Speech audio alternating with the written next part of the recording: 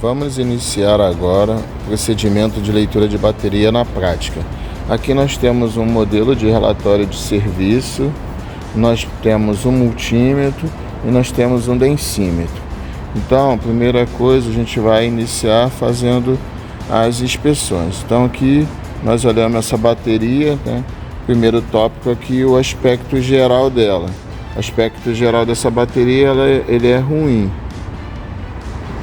Segundo ponto aqui no nosso checklist, o nível do eletrólito. Olhando, a gente vê que o nosso nível do eletrólito ele está baixo. Então nosso nível do eletrólito ele também é ruim. Aí, continuando nosso checklist, troca de rolhas. A gente olhando no geral, essa bateria ela tá faltando uma rolha, mas não, na verdade não está faltando, ela está com uma rolha solta. Então não tem troca de rolhas. Troca de rolhas não. Vazamento também não. Troca dos cabos. Inspecionando os cabos ainda estão em boas condições. Então também não. Troca do cabo.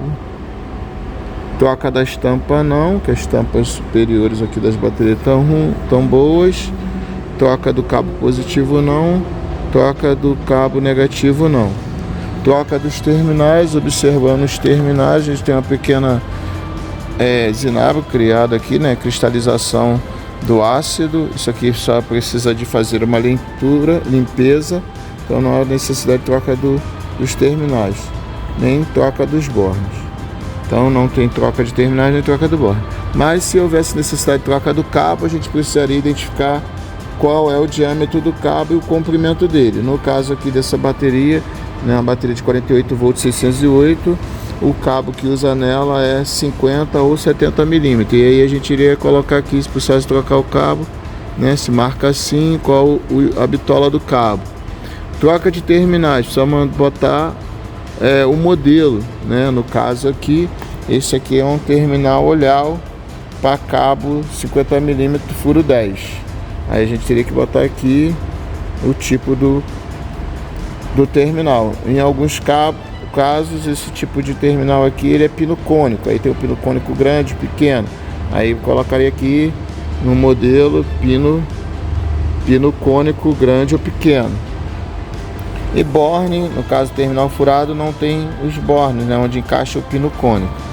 Depois a gente vai estar fazendo a leitura, né? É importante a gente fazer a leitura sempre na sequência de fechamento da bateria e informar qual a nossa referencial, que é o nosso primeiro.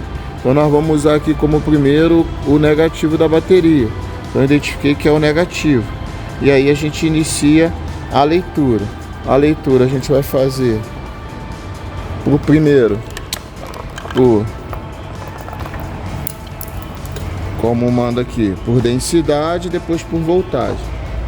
Então, por densidade, a gente pega o densímetro, o primeiro cabo negativo, suga a água. Nesse caso aqui a gente não está conseguindo sugar porque está baixo, então a gente vai botar ali, já tínhamos anotado que o nível está baixo. Depois o segundo elemento seguindo a série, então esse elemento é ligado em série com esse. Então verifica a densidade do segundo elemento. Também não é possível, a gente pegou esse exemplo aqui dessa bateria bem ruim que não dá para fazer a leitura. Daí assim segue fazendo a leitura na sequência. Terceiro também não tem água suficiente para sugar e fazer a leitura. Tendo água para fazer a leitura, a gente teria o flutuador marcando aqui de acordo com a carga da bateria, né, a densidade específica, tá? Depois de concluir a leitura, né, vai lendo e anotando no relatório. Então no caso aqui o nível está baixo, a gente não consegue ler a densidade, vai marcando. Depois a gente vem lendo a voltagem. O segundo é a voltagem. Aí primeira coisa, põe o multímetro na escala de tensão contínua, 6 volts, cada um tem 2 volts. E aí eu leio aqui, ó, na mesma sequência da leitura da densidade, que é o primeiro, é o negativo. Então primeiro elemento, 2,07 volts. Aí preenche no relatório 2,07. Segundo, 2,07. Terceiro, 2,06, 0,6807. Então eu vou fazendo essa leitura até finalizar todas as leituras de todos os elementos. Nesse campo aqui do relatório, se caso eu achar algum elemento com a leitura de tensão abaixo de 1,7 volts, eu vou marcar aqui qual que é o elemento que está ruim. Também eu posso usar também num teste de esforço da máquina, né, utilizando a máquina e medindo a tensão em cada elemento. E aí, se algum elemento cair a tensão na hora do consumo de uma função hidráulica no stall, abaixo de 1,07, eu vou marcar essa tensão aqui e vou marcar aqui qual o número do elemento que está ruim. Então, começando a contagem sempre na sequência da série. Se eu comecei pelo negativo, o número 1 é o negativo, o 2 é o que vem ligado em série com ele, assim sucessivamente até chegar no total da bateria. Se for de 24 volts, eu vou ter 12 elementos, de 48 eu vou ter 24 elementos, se for de 36 volts eu vou ter 18 elementos, e assim sucessivamente. Também é importante no nosso relatório anotar os dados, né, de carga da bateria. Então conecta a bateria e vê qual o modelo do carregador e a marca, o número de série do carregador, a tensão que o carregador está passando para a bateria naquele momento e a corrente que iniciou a carga naquele momento. Se tiver alguma observação, a gente conhece a observação aqui. Uma observação, né, no caso dessa bateria, a gente tem um outro teste que a gente pode estar fazendo. Esse outro teste que a gente está fazendo, a gente vai estar utilizando o IB, que é o medidor de fuga de corrente da bateria. Então, para a gente utilizar o IB, tá, que é produzido pelo laboratório SZ, a gente tem uma ponteira positiva e uma negativa e uma garrinha que vai na carcaça. Então, a ponteira positiva, uma negativa e a garrinha que vai na carcaça. Então, a gente vai pegar um ponto da carcaça da bateria que não tenha tinta com essa garrinha. Com a outra a gente vai colocar as outras duas no conector da bateria, então no positivo e negativo. Nota que isso aqui também é uma observação para ser colocada no relatório, que esse conector está quebrado, tá? Na preventiva é importante fazer inspeção também do conector, assim como aqueles bornes ali que estão cristalizados, precisa tirar o conector, tirar a conexão, lavar com bicarbonato, limpar, lixar o terminal, o borne, para parafusar de novo para ter um bom contato.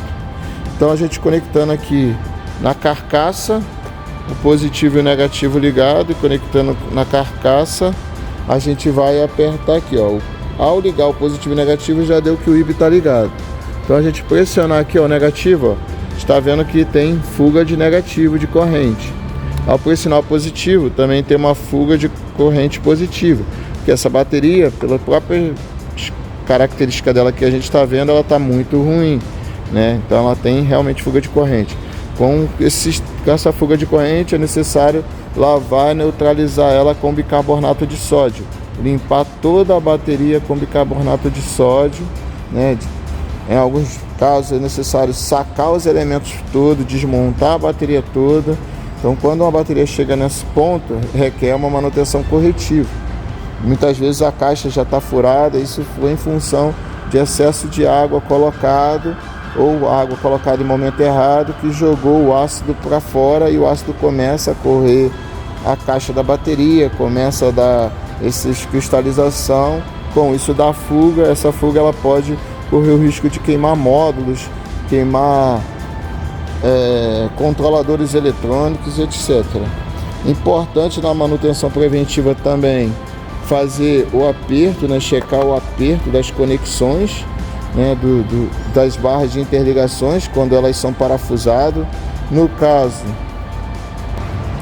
caso de uma outra bateria como essa, cheia de cristalização, é necessário soltar os parafusos, lavar com bicarbonato, neutralizar não só o borne, mas também com uma barra de interligação, e depois apertar com um torque adequado aqui de 25 N.